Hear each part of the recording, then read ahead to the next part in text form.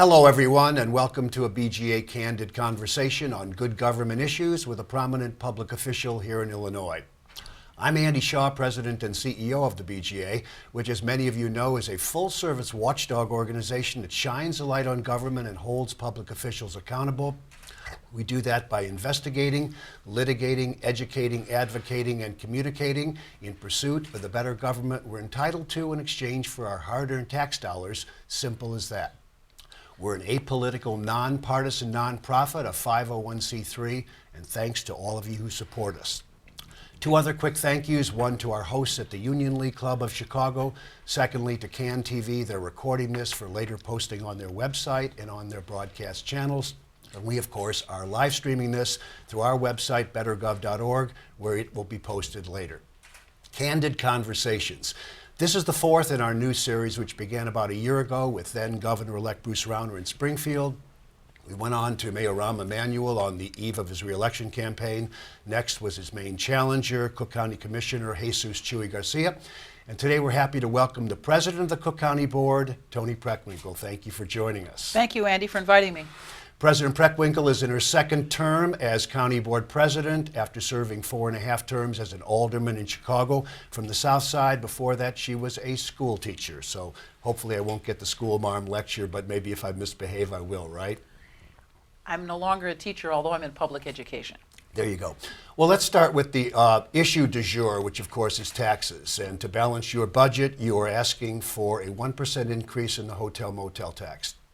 You originally wanted an increase in the amusement tax. There was pushback, so you looked at that and came up with a different tax. And in theory, it's a smart tax politically because it mainly falls on people who visit Chicago as tourists, conventioneers, and trade show participants.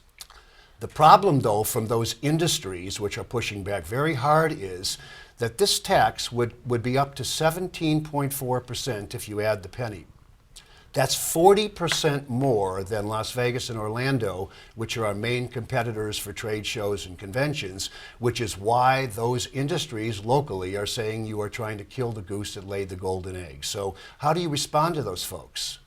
Well, first of all, let me just say, when I came into this office 5 years ago, we had some really difficult budget challenges. We ended up having to cut 16% of our budget across the board. And over the last 5 years, we've closed budget deficits of $1.4 billion. We've made $450 million in expenditure cuts up until this point, another $111 million in this budget. So we've faced some real challenges. And I'd attribute that, frankly, to the inattention and irresponsibility of my predecessors. I mean, and it's not just me, it's true, frankly, for the mayor and the governor as well. We're in pretty difficult times here in Illinois, and it's because folks haven't been willing to take on the tough challenges that were required of leadership and stewardship. And frankly, we have in my administration. We have two kinds of challenges: structural challenges, the long-term challenges that reflect, for example, our unfunded pension liabilities and our legacy debt service. We have half as many people as Los Angeles and twice the debt. Historic transfer of funds out of the gas tax funds that come to you, transferring those to other purposes. In our case, it was public safety. So there's some sort of structural issues that reflect inattention. And then there's the annual challenge of trying to make your budget work. And we've dealt, I think, responsibly with both those challenges in this budget cycle. You know, you put forward ideas, in our case the amusement tax, but you have to be responsive and responsible. And it was clear that our residents and our commissioners weren't prepared to support an amusement tax, so we looked at the other options that were available and came upon this one. You have to understand that we're a world-class city, as the mayor has said, and people come here because of that. It's a beautiful city. It's right by the lake. There are lots of amenities and attractions, including our wonderful restaurants and museums and so on. So this is a place people want to come, both for conventions and as tourists. And we have hotel rates that are less than New York and San Francisco all in, and some of our competitors like Indianapolis and so on, Miami, have rates that are pretty much comparable to ours. So. But this is a critical industry. A lot of dollars flow into Chicago through conventions and trade shows, and it's a very competitive business. And when we're already 40% higher than our main competitors, Orlando and Las Vegas, is it wise economically to impose this tax? Politically, I get it. These are out-of-towners. They're not going to pay you back at election time or anyone else. But are you, in some sense, undermining the need to bring people in because of the revenue need? You know, this is a very modest tax. It's 1%, $1 on a motel room, 1%, $3 or $4 on a night at the Four Seasons. And in my view, it's not going to be the determining factor in whether or not people come here as either tourists or conventioners. It's a very, very modest tax. $1 on a motel night stay, $3 or $4 on a stay at a place like the Four Seasons. And it sounds like you have the votes on the board, correct? I believe we do. Okay, well let's broaden the tax question for one more question. You've already restored 1 penny of the so-called Stroger sales tax that you repealed or rolled back in your first term, and now we're back at 10.25%, the highest rate in the country. The mayor and the city council just raised taxes and fees by more than $700 million, including the largest property tax in city history. And we both know that sooner or later the state of Illinois is going to have to raise one or more taxes to balance its budget and pay its bills when they finally get their acts together in Springfield. So I'm reflecting the views of some in the business community and some editorial boards that have said simply, why can't you find $20 million in savings in your $4.5 billion budget rather than imposing another tax? Aren't there efficiencies or hiring freezes or some austerity measures that could make up $20 million so you didn't have to lard still one more tax on any group, even though out-of-towners? So let me go back. Sure. As I said, we find ourselves in this difficult spot in Illinois across the board. So, it's the state, it's the city, it's the county, because of the inattention, inaction, irresponsibility of our predecessors. We didn't just suddenly get into the point we were in this crisis. It's come on over decades. So it's not a crisis of the moment. It's a crisis that's brought on by a very long history of irresponsibility, if you look at it from my perspective. Well, I don't think anybody disagrees with that. Well, I think that's the important thing to remember, though, as you're talking about this. And all I'm asking is whether there's 20 more that could be squeezed out, 20 million more. That's what the Tribune editorial board said very clearly. And it's a question a watchdog group has to ask. In a $4.5 billion budget, even with the austerity you've imposed and the cuts you've made, could you find 20 million more without eviscerating basic services? Well, I think you have to pay attention to what we've done over the last 5 years. As I said, we've closed $1.4 billion in deficits.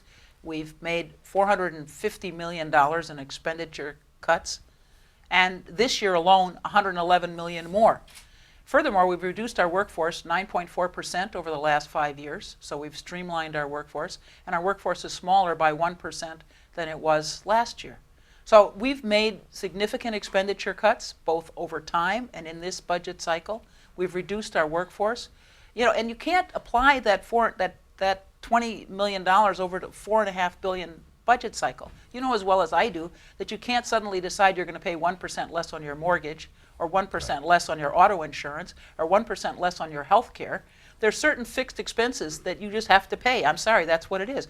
In our case, for example, it's debt service, it's payment of health care for our employees, it's things that we can't cut. All right, so what that leaves out of a $4.5 billion budget is $1.3 billion, and those cuts over that $1.3 billion would be significant. And the place where, unfortunately, they would have to be made is in public service, public safety. And that means fewer sheriff's deputies, it means fewer state's attorneys, it means fewer public defenders. That's just the way the budget is put together. We can't just make the cuts across the $4.5 billion. That sounds good, but it doesn't work. Okay, let me switch to technology. I remember during your predecessor's administration, Todd Stroger, being absolutely flabbergasted, this was back in my newscaster days, when I learned that much of county government was still being done with pen and paper, not on computers. Certain contract records were in notebooks or on notepads and weren't computerized. And I noticed you've spent some $90 million on technology in 4+ years. Have you brought us from the dark ages, at least to the industrial age, in terms of computerization? Well, one of the things I'm most proud of is the investments we've made in technology. And when I came into office, I don't think we could say that it was 20th century technology, it was 19th century technology. My favorite example being the fact that we use carbon paper in our courtrooms to write down the judge's orders. This is a real challenge for the county to start out with 19th century technology and move to 21st century technology. And as you said, we've made $90 million in investments in technology and another $62 million in this budget. The only way in which we're going to continue to have county government be more efficient is to invest in technology. And we're doing that in a variety of ways. We're doing it, our basic systems, our employees and our vendors. That's one system. We have a system for our public safety arena that we're putting in place, and a couple for property and taxation. Still a long way to go, though, or almost there? Well, we're moving along, but when you start from 10 yards behind the start line, you've got a long ways to go to catch up. But we've made significant investments. We've seen progress. There will be more progress as a result of these investments as well. And yet, when the issue was raised by the mayor that if they're going to be creating an exemption for homeowners making with homes less than $250,000 so that the property tax is less onerous on lower income folks, that's something you would have to administer at the county level, and there was immediate concern that you're not equipped to do that. Explain, if you will, because I wasn't quite sure what tools that would require that aren't available. Well, we're beginning a transformation of our property and taxation record keeping. But we're just at the beginning of that. We have a contract in hand and we're about to begin implementing it. It reflects some challenges since it wasn't part of the parameters of the contract initially. Some real challenges. So you'd prefer not to have to try to deal with that at this point? We're in conversation with the mayor's office. Let me switch to law enforcement and criminal justice, where you've probably used up more political capital there than anywhere else, unless you want to argue that taxes are a lot of political capital. You put a coalition together and you successfully ended the automatic transfer of juveniles to adult court in all felony cases. I'm curious, you've talked about the jail and the bail system and the sentencing system. Why did you take that one on as the first real big reform project? Well, actually, 2/3 of our budget, it's 63%, is public health and public safety. Those are the legacy missions of Cook County. And on the public health side, if you'll recall, we took advantage of the opportunity that the Affordable Care Act provided to become part of the Medicaid expansion in Illinois. And we have our own county care program, which provides health care now to 170,000 people in Cook County who either had no insurance previously or had insurance only sporadically. 170,000 people. That's our managed Medicaid program called County Care. And again, what this means is that people 19 to 64 who make less than minimum wage or minimum wage and less, it's about $17,000 for a year for an individual, $20,000 for a couple, they're now eligible for federally supported health care in the same way that seniors over 65 are eligible for Medicare. And that's been a godsend, not only to the individuals who now have health care coverage, but to our health care system, which has, for the first time, more insured patients than uninsured ones. This is the first time in the history of our health care system, 2014, when we had more insured patients than uninsured ones. So we have a considerable legacy of reform and taking advantage of the opportunities provided by changes in federal policy, in this case in health care, in providing greater access to people for health care coverage, and also contributing, hopefully, to the sustainability of our health care system over time. The future of our health care system is going to be this managed care program, managed care Medicaid program, County Care. So that's one part of our legacy. The other part is public safety. This was always important to me when I was alderman. Clearly, if you're alderman, you're held responsible for the safety of your streets, the quality of your schools, the condition of your housing stock, everything. It's like being mayor of a small town. And so knowing that public safety was going to be an important issue, and then coming into the job and seeing that it's half of our 2/3 spending on public health and public safety, we looked at it very carefully. And I'm deeply grateful to Kim Fox, who was my former chief of staff, who came to us after 12 years in the state's attorney's office and helped us shape our public safety reform agenda. And she had worked in the juvenile justice system and knew of the challenges there. One of the things that I think people should be aware of is we should take credit in Cook County. We established the first juvenile courts in the country. The first juvenile courts. Jane Addams, the beginning of the of the 20th century, and her reform colleagues pushed for juvenile court, saying juveniles are not adults. They're impulsive, they do things without thinking through the consequences, and we shouldn't treat them as adults. We should have a separate juvenile justice system. And we began the first juvenile courts in the country. In the 1980s, what happened is, around the larger issue of being tough on crime and pounding on the table and saying you're going to put people away forever, the focus on rehabilitation for juveniles changed. And again, there was this tough on crime business, so more and more crimes that juveniles might commit were added to the list of things would automatically transfer juveniles to adult court. I remember the whole scare was the predatory teenagers out there. I mean, there was magazine covers with that. I think that was maybe around the Willie Horton era. It was just I think they basically. I think it was fear mongering and racism, to be blunt. And so one of the ways in which you've decided to tackle it is by reinstating this concept of juveniles being juveniles. Well, there were always a category of serious, very serious crimes. Basically murder, aggravated battery, shooting somebody and not killing them, basically, and then aggravated sexual assault, sexual assault with a weapon. So those crimes were transferred to adult court. But what happened in the 80s on is that more and more crimes were added to that list.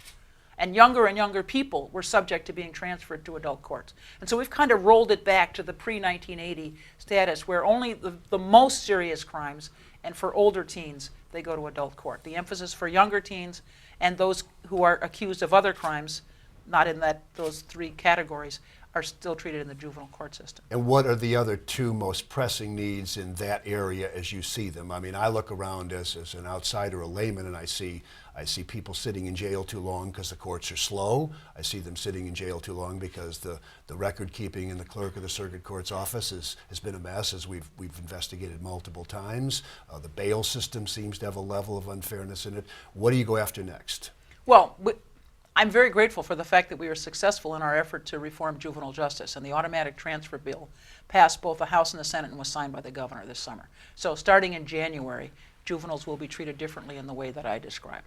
Now, clearly we continue to have challenges in our criminal justice system, and we've focused our attention, along with all the actors in the criminal justice arena, the state's attorney, the public defender, the sheriff, the clerk of the court, the chief judge, on bond court, because bond court is the port of entry into the criminal justice system. If you looked at the bond court 2 years ago or more, only 20% of the people who came before a judge, only 20%, were released on their own recognizance. That's I-bonds. You just promise you're going to show up for your hearings and your trial. Or on electronic monitoring. You have an ankle bracelet. 20%, 1 out of 5. More recently, as of August, I think of the last statistics I saw, it's 2/3. So 2/3 of the people are now released on their own recognizance, a promise they'll show up, or on electronic monitoring. Now what that means is the jail population has gone down from its 10,000 per day average for several decades to about 8,200 now. That's a significant reduction, and there's been no percent increase in the number of people who don't show up for their trials or their hearings. It's still 2%. Or the number of people who are accused of a new offense while they're awaiting the disposition of their previous case. That's still 2%. Is this the result of that curious coalition of liberals who want a more just system and conservatives who want a less expensive system coming together for criminal justice reform, which has been a national trend? Is that how it played out here? No, although it's surely helpful. That the macro environment has changed is surely helpful. But after our first budget cycle, and as I said, we had to make 16% cuts. And one of the reasons that was so difficult is that there were no performance metrics in the county. So you're making cuts, but you don't have any idea who's effective and who isn't, what programs really work and what don't. So we got everybody together in 5 substantive areas. Public health and public safety, I just talked about, our Bureau of Economic Development, and then property and taxation and finance and administration. So everybody, every separately elected official, every bureau and department was in one of those 5 groups. In the public safety arena, we got people together and we said, okay, what are we doing? What's going well? What isn't going well? How should we measure our progress? And everyone around the table agreed that we had too many people accused of nonviolent crimes, not violent crimes, in our jail awaiting the disposition of their case. So I think what people need to remember is and this is true of local jails across the country, they're not places where people serve sentences. They're places where people await trial. In our jail, 10% of the people are serving a sentence. If you went out in the street and asked people who's in the jail, well, people who've been convicted of crimes. No. 10% are serving a sentence. 90% are awaiting trial. 90%. And of that 90%, 70% are awaiting trial for nonviolent offenses. They're waiting trial for low-level drug possession. They're waiting trial for prostitution and shoplifting, the things people do to get money for their drugs, not paying their child support, not paying their parking tickets, a variety of nonviolent offenses. And so what we've done is focus in bond court on trying to be sure that people who are accused of nonviolent offenses and appear to be no danger to themselves or the community get to await the disposition of their case at home, so that they can go to work and support their families, so that they can go to school, and so that we don't have to pay $142 a night to house them. You mentioned Kim Fox, who is now running for state's attorney against Anita Alvarez, and you've described Anita Alvarez as having come kicking and screaming to some of these reforms. What you don't think a lot of her as a law enforcement professional? No.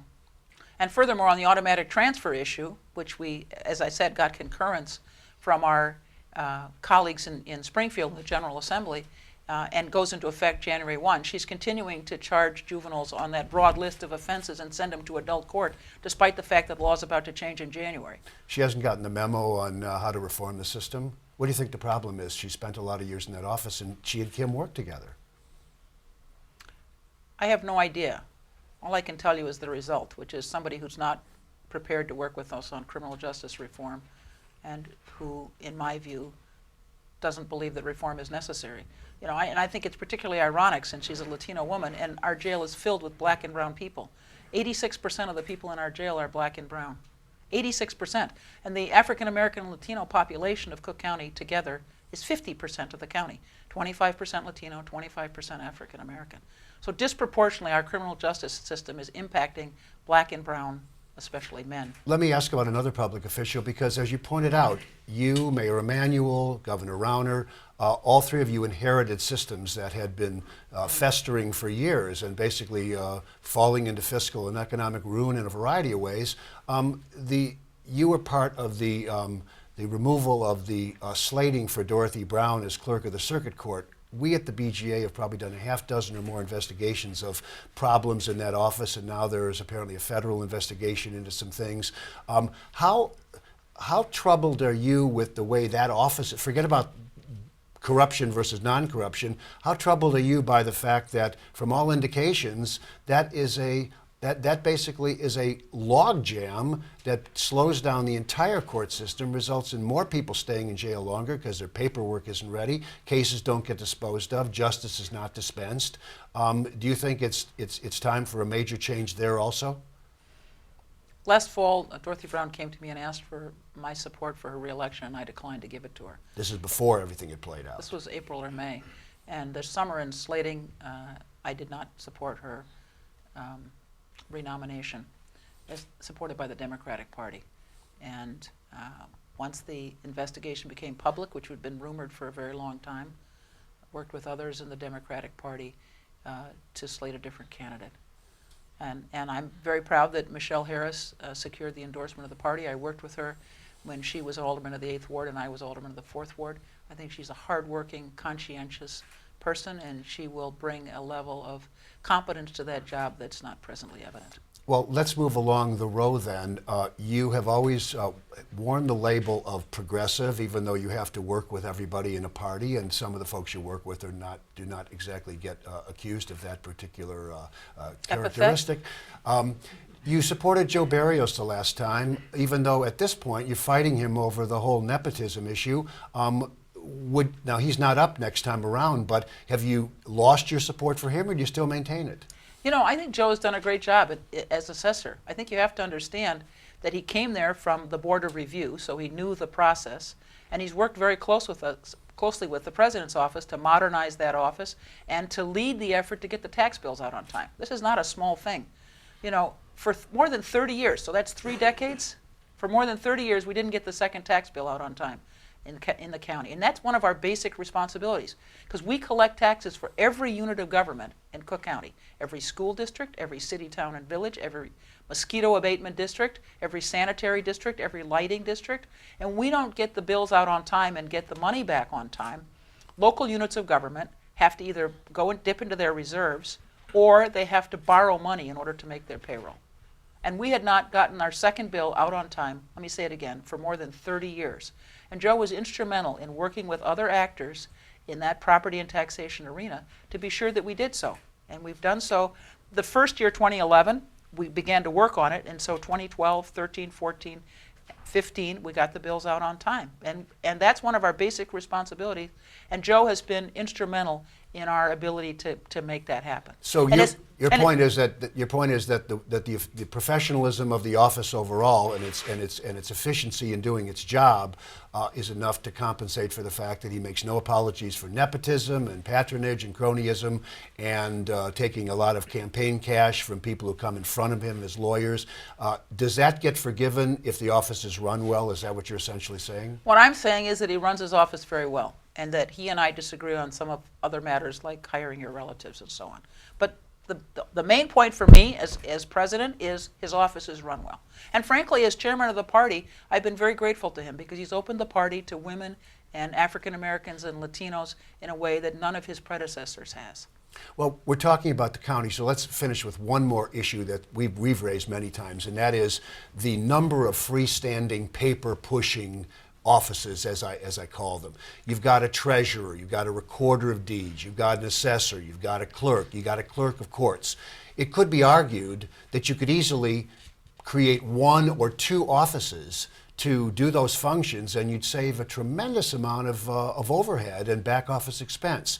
Where do you think any of that is possible in this era? Do you think it's possible we'll see any consolidation, and what would you favor? Well, some of the consolidation has to come out of Springfield. Well, but there are two offices that we attempted to combine in my first term, and that's the recorder and the clerk, and we couldn't get 9 votes for it. So as executive, you can propose, but the legislature disposes, and in this case, the Board of Commissioners was not prepared to authorize the consolidation that we proposed. Are you going to revisit it? I'm always happy to take suggestions from commissioners, but I need to be sure that I got 9 votes to do anything. Well, how about taking a suggestion from a reform group and going for it when you get done with your budget? I try to do things that I think I got a good chance at getting 9 votes for. I totally understand that. Let me switch to healthcare, because you did speak about, I know it's been a sea change, and by way of full disclosure, one of our board members, Hill Hammock, was your choice to be the head of the governing board for the hospitals. And I'm very grateful to Hill. He's somebody I've known for a very long time and whom I hold in high regard, and who I asked to take on a very difficult job that pays nothing.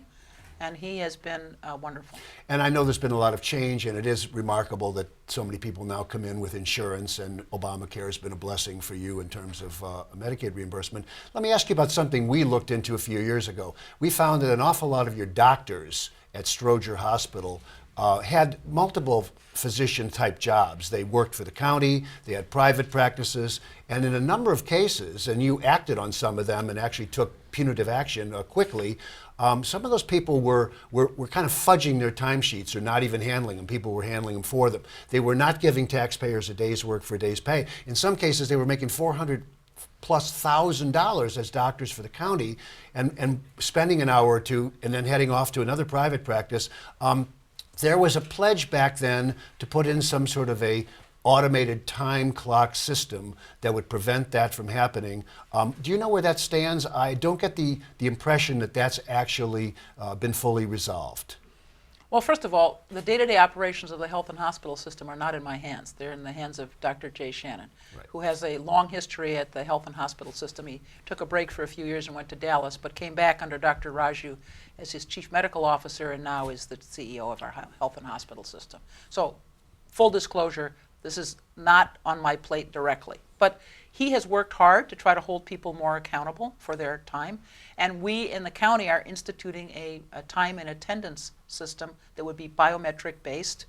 It would not be paper, and it would not be cards. It would be biometric based that would give us the opportunity to be sure that people are giving us a day's work for a day's pay. And that's part of the technology improvements that we're making with the $62 million in this next year, a time and attendance system. I want to get to efficiency in a moment and streamlining. One ethics question for you. I think we took you to task as an organization several years ago because you received a lot of campaign contributions from unions that you negotiate with and also contractors that you do contracting business with. And I'm just wondering why you do that when you basically like the label of progressive. I don't think it's unprogressive to take money from people who believe in you.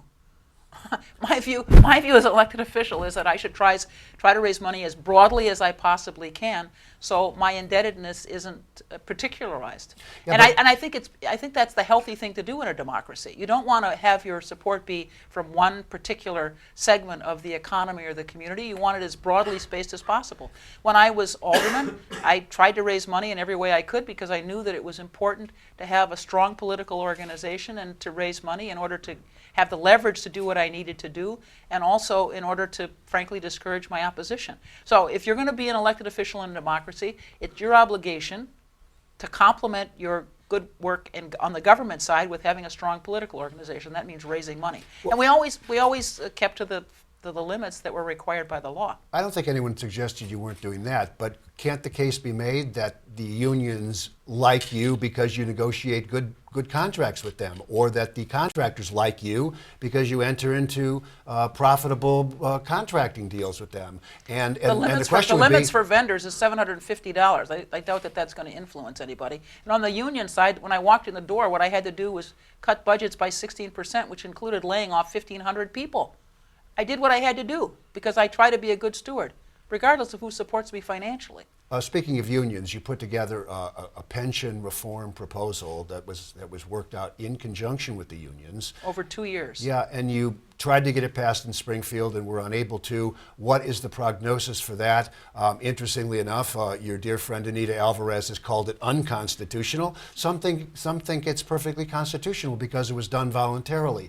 What is its prognosis if they ever get down to real business in Springfield? Well, it's questionable when they'll get down to real business. And that, of course, is the That's problem. the first disquieting thing. Yeah. But let me just say, in contrast to either the state pension reform proposal or the city pension reform proposal, we worked with our unions for 2 years. Well, Rahm would argue that he worked with the three that agreed to a change that was declared unconstitutional. Well, we worked for 2 years with them and said, look, what can we agree on? Shared sacrifice. And there were considerable sacrifices made by the unions that worked with us, and that's the Teamsters and SEIU and the trades. And they included contributing 2% more to the pension fund every year by employees, extending the time over which your pension is calculated, so it isn't just your 3 highest earning years, extending the age at which you could retire. So there were significant concessions made. As I said, shared sacrifice. The county agreed to pay more into the pension fund and to set up a health care trust fund so that there would be health care available for retirees in perpetuity. We went down to Springfield with that proposal in 2014. It passed the Senate. I'm very grateful to Senator Cullerton.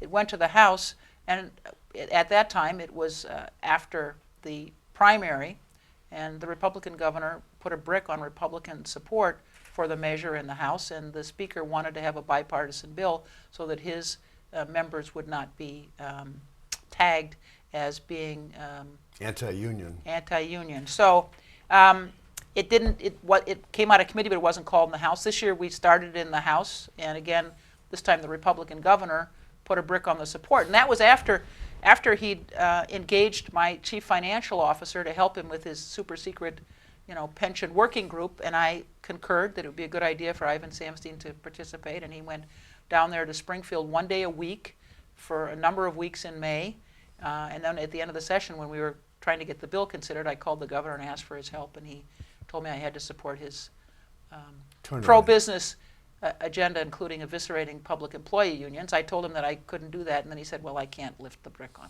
Republican support in the House. Well, while we're talking about it, what is your opinion of the first, 9 months of the Rauner administration?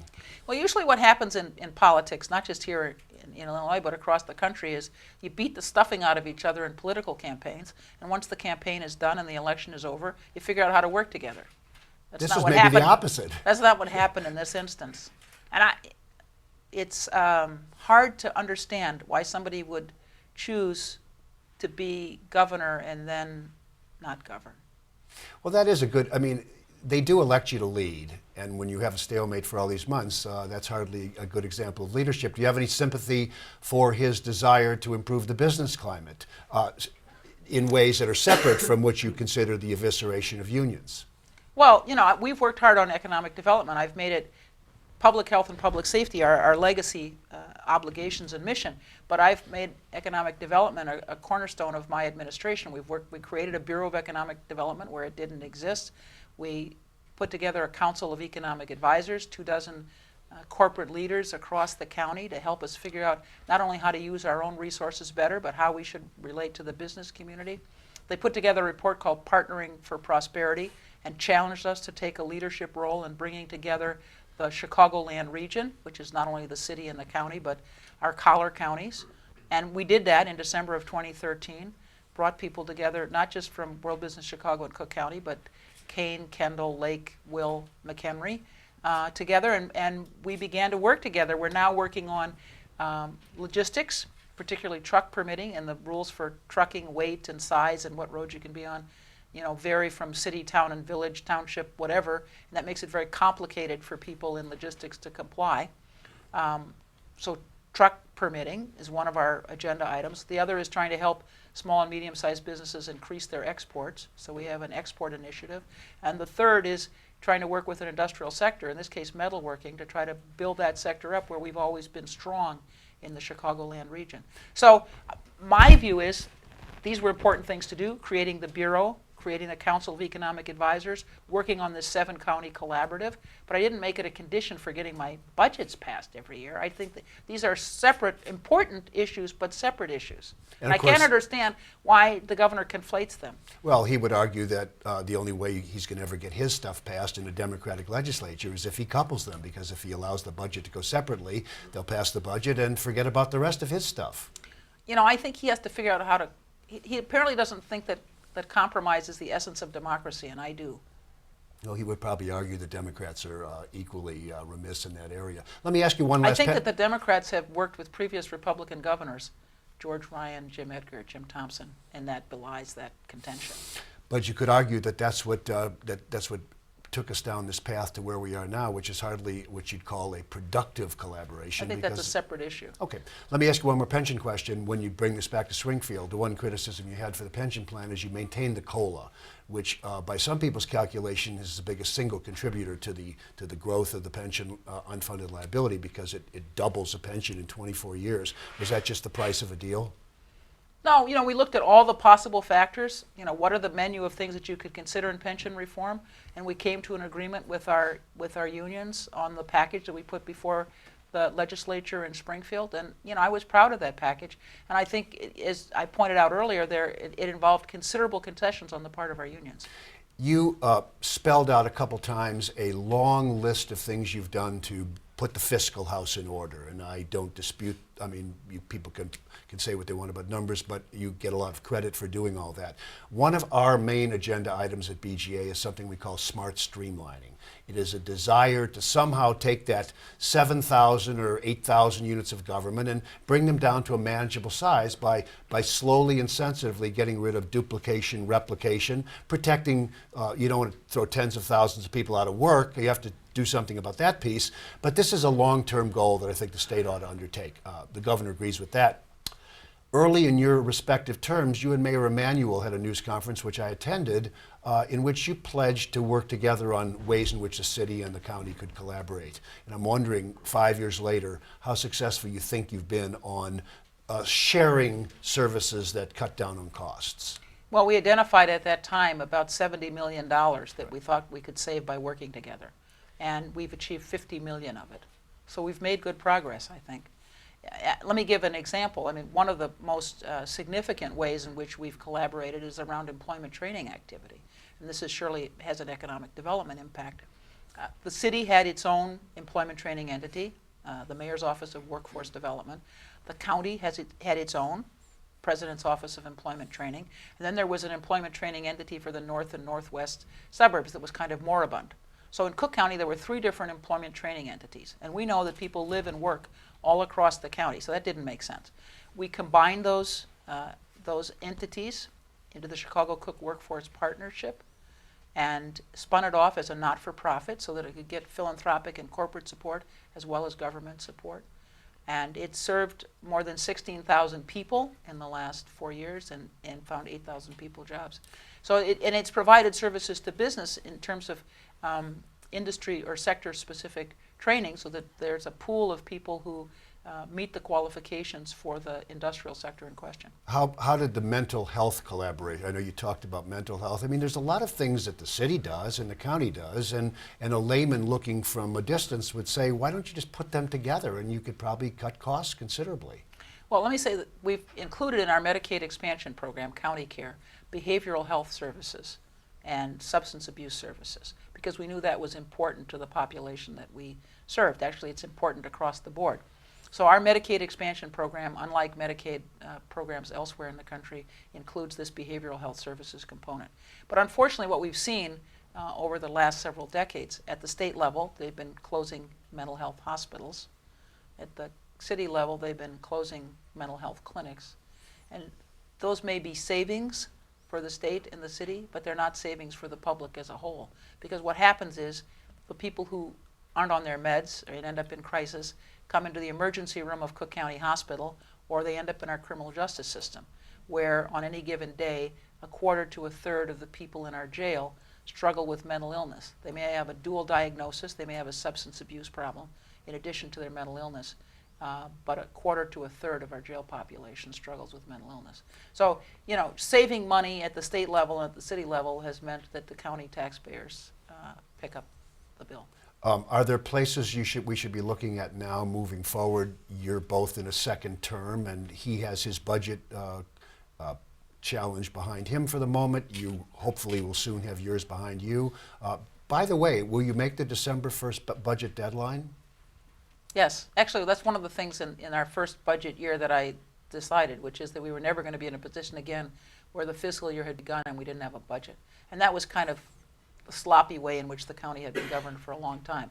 As long as you get the budget done in the first quarter, that's okay. Well, okay, so if you get that done by December 1, he got his package through. The financial and tax issues suck up all the oxygen in the room while they're out there. When that passes, are there things that you can move to by way of streamlining or collaboration, or do you just not feel that that's a top priority with other things that need doing? Well, as I said, you know, we made this pledge to try to work together. We identified 70 million in savings, and we've achieved 50 million. So we're going to continue to work to try to achieve the $70 million goal. Let me ask you a couple of ones on the county level. One that always seemed obvious to me is, why don't you roll the Forest Preserve Police Department into the Sheriff's Office? Why do you need two freestanding law enforcement agencies in one county? Well, they have very different functions. I mean, our Forest Preserve police are as much forest rangers as they are police officers. And so they have a different function from the police in the Sheriff's Office, who patrol unincorporated Cook County, which is 100,000 residents out of the 5.3 million residents in Cook County. And one of the things we were trying to do is to promote the idea that adjacent cities, towns, and villages should annex the unincorporated areas that are immediately adjacent to them. And we've been working to try to achieve that. We think that's a way to save considerable resources. And it's more appropriate because services can be delivered better by adjacent communities than they can by us down here on LaSalle Street. That has been a tough sell. Is it because it would be added cost without the guarantee of added revenue for those municipalities? Well, we put money aside to meet the infrastructure. We found that the critical issue was infrastructure, that often the roads didn't meet the requirements of the city, towns, and villages, or there were septic systems instead of sewers and wells instead of water service. So we put aside money to match dollar per dollar the costs that local units of government might incur as they annexed adjacent unincorporated Cook. You can't do this unilaterally. I think it takes state action, but do we need 30 townships in Cook County, 30 townships whose functions are pretty much already being handled by all the other units of government, if not a municipality or a town or village, then by you at the county level? Well, and I think we should remember that Illinois has twice as many units of government as the next largest state, which is Pennsylvania. And I think, as you said earlier, that leads to inefficiencies and duplication and higher cost of government. But that's something I think that has to be addressed at the state level, because a lot of the smallest units of government are school districts. You know, one school in a school district. And you have a couple dozen in Cook County. For which that's true. You know, we have almost 400,000 students in a unified school district in Chicago, and then we have school districts, as I said, that consist of one or two schools. That's not efficient. You can't change that. No, that's not something I could do unilaterally. I don't have a magic wand. It has to be done at the state level. I'm wondering if there's one I'm going to ask you if you can do, because it's one I use in every talk about inefficiency. It's my favorite. I talk about the fact that Cook County has 4 separate mosquito abatement districts, each with its own superintendent and a couple of clerks and secretaries and a building and trucks and chemicals. And my laugh line, which occasionally works, is that if I'm a mosquito in Cook County, I'm flattered by all the attention. If I'm a taxpayer, I'm very unhappy by the waste. And I always argue that shouldn't those 4 just be rolled right into your Cook County Health Department and housed one place from which they just, head out and do what they got to do? Well, these are created by people in various parts of the county who felt that they wanted these local units of government. So I think it's presumptuous of me to decide, hey, you don't need this. What we're trying to do is get local units of government of various kinds to work together, sharing services and saving money in that way. But I think the consolidation issue has to be addressed in Springfield. Well, and the question of sharing services leads right into the next question about inspectors general, or I'd rather call them inspector generals, but that's grammatically incorrect. One of the ripest areas for our investigations, sadly, is problems in suburbs where no one is watching. There's either not an inspector general, the auditors or accountants are not on top of things, and there's a lot of mischief because no one's paying attention. And I know Sheriff Dart has put together an IG unit of his own, which he has offered to some suburbs, and I think he was hopeful that he could get some broader authority from the county board and from you to do this wherever anyone wanted him in, and yet that has been slow going. Is that something you support, or do you see a problem with it? Well, I think it's the Illinois Comptroller that's responsible for auditing local units of government, and they ought to step up their activity. I think, frankly, that auditing local units of government should not be a primary function of a sheriff's office. Well, what about the anti-corruption efforts? There's some suburbs that have consistently had problems, whether it's Maywood or Harvey or some of them. Do you think that DART is equipped and an appropriate person to provide investigative IG services in more suburbs, which is something I've argued for just because it seemed to make sense? Someone had to do it. He was willing. These municipalities could not afford IG units of their own. And if they want to enter into intergovernmental agreements with the sheriff to provide these services, that would be fine with me. It's not something I'm prepared to impose on people. But what is he because looking for? As I said, I think this is the obligation and responsibility of the Illinois Comptroller's office, and they ought to be more vigorous in their activities. Well, let me understand this. I thought he needed some sort of authorization from the county board. No, what he wanted was the imposition of his idea of an inspector general on local units of government in Cook County. You mean whether they wanted him there or not? Whether they wanted him there or not. So if they want to enter into agreements with him, that's fine with me. But you feel like that was overstepping to empower him to just go in wherever he wanted. wanted. If they want to enter into agreents of their own, that's fine with me. We get the impression periodically that he's a public official that you don't have the utmost respect for. How do you think he's done as sheriff? Well, I'm grateful for his cooperation in our criminal justice reform efforts. As I said, the jail population is down to 8,200 people, and we're grateful to all of the criminal justice actors for their help there, particularly, frankly, the chief judge, because what has driven this is the difference in the way people get treated in bond court. And the chief judge, I understand, is thinking about retiring. Do you have any thoughts about who should be replacing him, or are you going to leave that to the judges to do? It's a vote taken by the judges who the chief judge is, and I was not aware that he was thinking of retiring. Oh, maybe that's just scuttlebutt. That's not true. Strike that. No, that'll be on the videotape, but I don't think it'll go anywhere. Relationship with the mayor these days, it's been checkered over the 4 years. I know you've had a lot of problems with his approach to public education. We have the endless cycle of murders in the streets of Chicago, which is certainly blotting the image in some ways. What's your relationship these days, and how do you think Rahm is doing? We try to work together. And I was expecting like a 3-word answer. Is this just somebody with whom you're never going to share a night out in the town? I think that was 5 words, but anyway, what? Is this someone with whom you'll probably never share a night out on the town? Just We in the try to sen- work together. Has that been easier or harder of late? Or is it but basically the same all along? It's pretty much the same. Relationship with Washington. Do you have a strong relationship with the congressional delegation, with the president? How would you describe that? And I only care. I'm deeply indebted to Senator Durbin, who took the lead in our efforts in the Senate to try to get a waiver for early enrollment in the Medicaid expansion program. That was tremendously helpful to us. And Jan Schakowsky, who on the House side provided us with tremendous help and support, and to all of our congressional delegation for their help in that effort. You know, I didn't mention another tax that you can tell me what its likelihood is of passage, and that is Commissioner Boykin, who, with your support, suggested a tax on ammunition. I guess that means if you buy bullets for your guns, you're going to pay a tax on that. Is that something you support and think is a good idea? Well, it's something we introduced in our first budget cycle, a tax on firearms and a tax on bullets.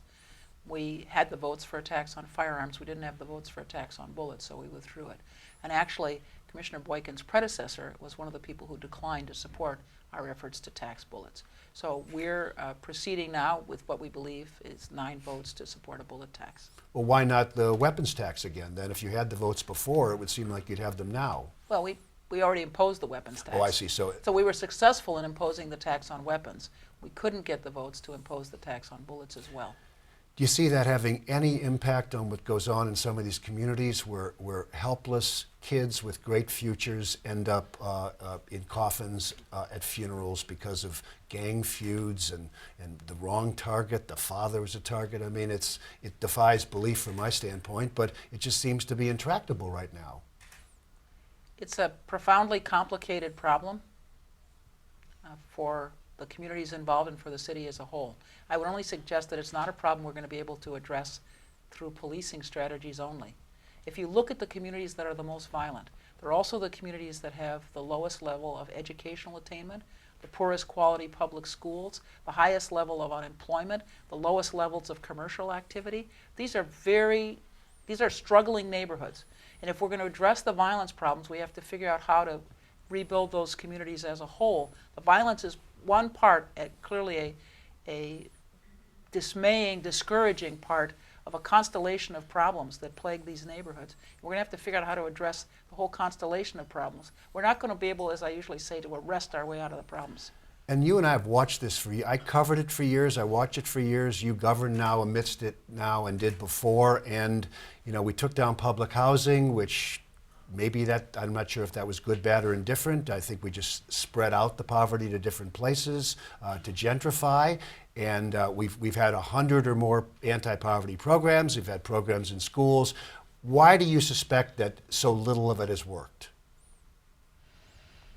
Well, actually, there were a lot of public housing developments in my ward, and so a lot of public housing transformation, and I think that was very healthy. I mean, we created communities in which a quarter to a third of the population was public housing residents rather than the entire community. And communities that are impoverished don't have the resources often to struggle with the problems that they face. So I think mixed income communities, which I was a very strong proponent of, are a very good idea. The problem I think we had is that we had a strategy for taking down public housing, but not a strategy for dealing with the residents who were dispersed or the communities that were disproportionately impacted.